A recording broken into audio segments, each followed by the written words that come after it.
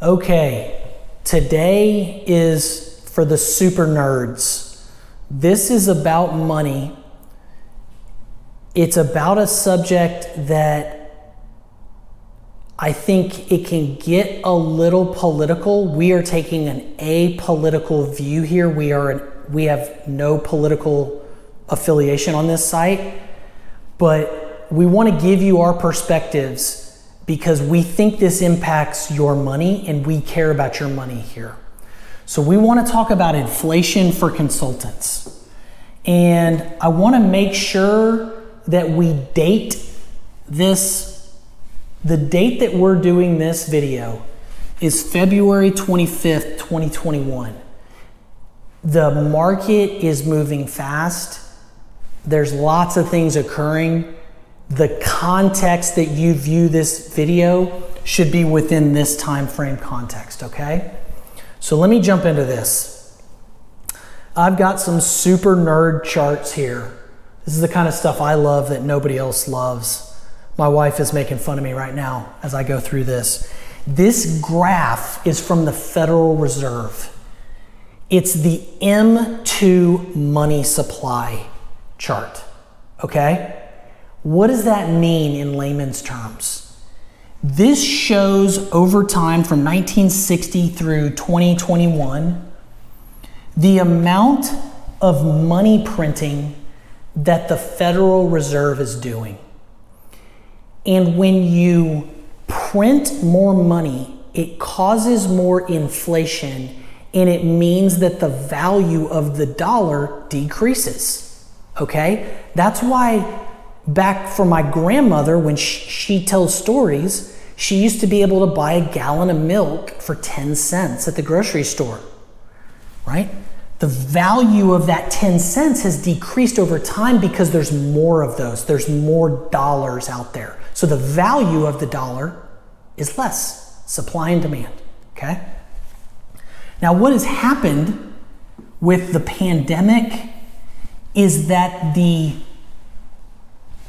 money printing has gone off the chart. It's unprecedented.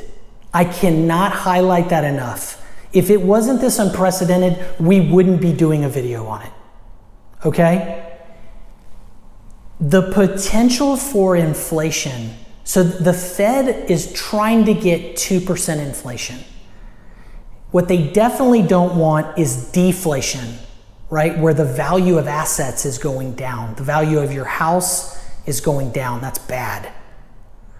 But they try to, but runaway inflation is bad too, right? And this has happened. I want to be very clear. This always happens throughout history. No matter what historical precedent you go back through, as countries have struggled and diminished, there have been hyperinflation events.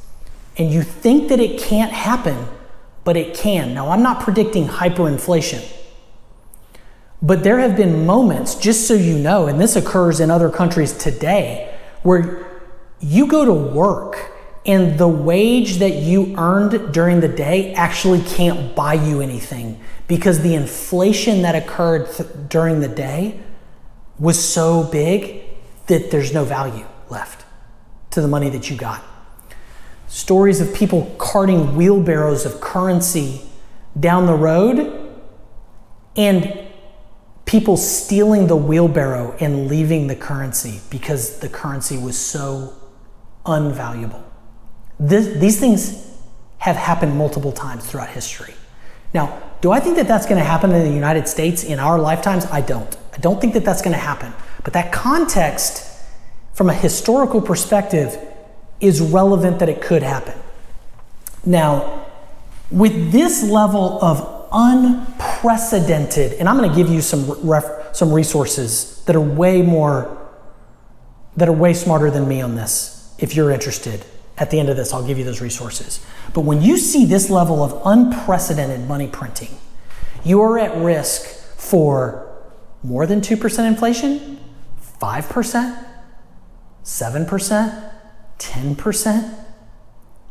What does it do for you when your salary is X and inflation is occurring at 10%, but you're only getting a 2% raise? It means when you go to the grocery store, it's harder to buy those groceries. Buy that car, buy that house, okay? Now, I'm gonna connect this to what's relevant for consultants. That's what this video is about, okay? But I needed to give you this context. Here's some additional context because this is important. I'm trying to convince you right now that there's potential for a problem. That's what I'm trying to do, okay?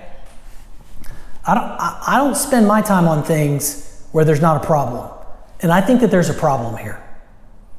So what this is this is showing percentage growth on the M2 money supply over time, and the gray boxes are before and after recessions. The gray boxes represent recessions.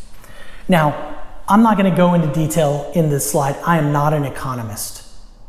But what I see right here is an unusually large jump on the graph. And that scares me. And I think that there might be a problem. And so within the context of using this date and thinking about the next 5 years, I want you to be aware of a potential problem, okay? So let's connect the dots to what you can do. So the key takeaways here are, this is unprecedented money printing by the Federal Reserve, okay?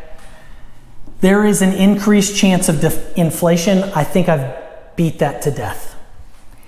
Inflation kills your savings. If you have $100,000 in the bank, that is going down in value every day.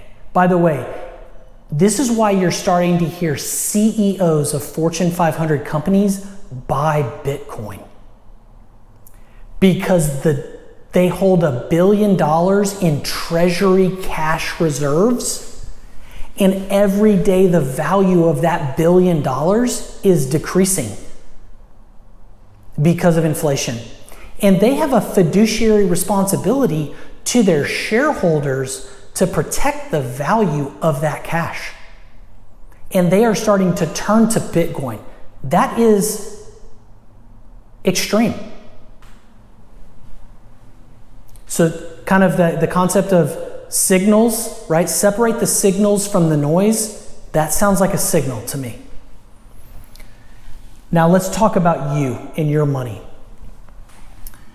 Your bill rate is your safety. You are not an employee. You are not on the docket for a 2% cost of living raise. If you can't get your bill rate raised at your current client, you are going to another client. And you may make a 10, 20% jump. By the way, we see that all the time. That is not uncommon. We move our consultants at my firm and we see 20% jumps. So your bill rate is your safety in an inflationary environment. Employees are huge losers in an inflationary environment. Unless you're some high performer and you just keep, moving up the chain of command, obviously you're offsetting inflation. But if you're just getting a cost of living adjustment in a high inflationary environment like that, I doubt you're getting the cost of living adjustment that is really occurring from an inflation perspective. The other thing that I want to make this point, and I won't belabor this because we get into other videos, assets rise. The value of assets rise in an inflationary environment. You'll see home prices rise, which you're seeing that. You'll see the price of crude oil rise. You're seeing that. You'll see the price of gold rise. You're seeing that. Bitcoin, right? Things that are assets, stocks are rising. right? Because the $50 price for that stock, $50 isn't worth what used to be worth. Now it's $60 or $70. So ask, that refinery that you own, that business owns, or that washateria for you. So why is this relevant for you? And we get into this in lots of other videos because we want to help you invest. When you buy those assets, whether it's an online business, a washateria, a rent house, in an inflationary environment, those go up. You're hearing this in the news as the wealth gap between the rich and the poor. And another way to say that is people who own assets versus people who don't. People who are just an employee. If they're just a mechanic working for somebody else, they don't get a cost of living wage adjustment that keeps up with inflation. And this is where you're seeing some of those dynamics play out in the news.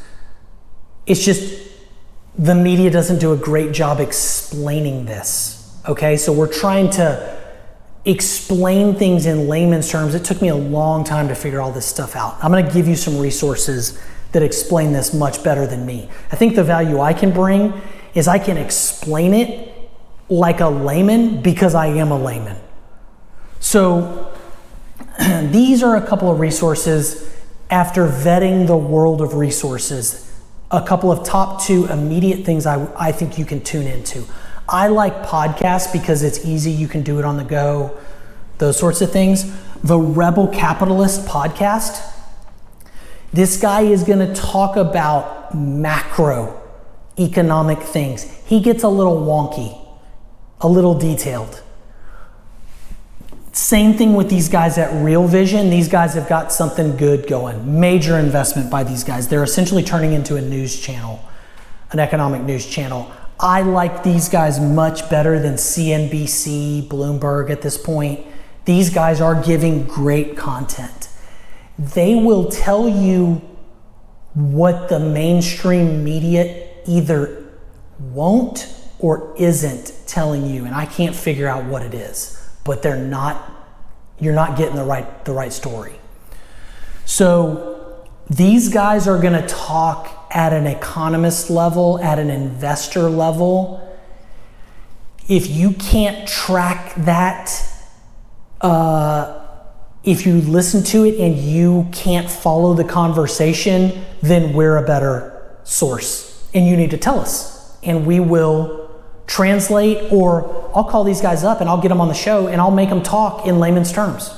So let us know if this is resonating with you. This is a bit of a reach on a topic. I would actually ask for your feedback on this one. I know we always do, but on this one, I'm really gonna push you. Do you want us to tell you these sorts of economic things? Do you want us to paint these pictures, or is that not our lane for you? We are here to create value for you. So you tell us what you want to hear from us. This was a bit of a stretch, but I think it's relevant because it impacts your money. What the hell are you doing if it's not about getting the money in your bank account and keeping the value of that money? But listen, feel free, please respond. Let us know your thoughts and let us know if we are creating value for you in this area. Thanks for watching.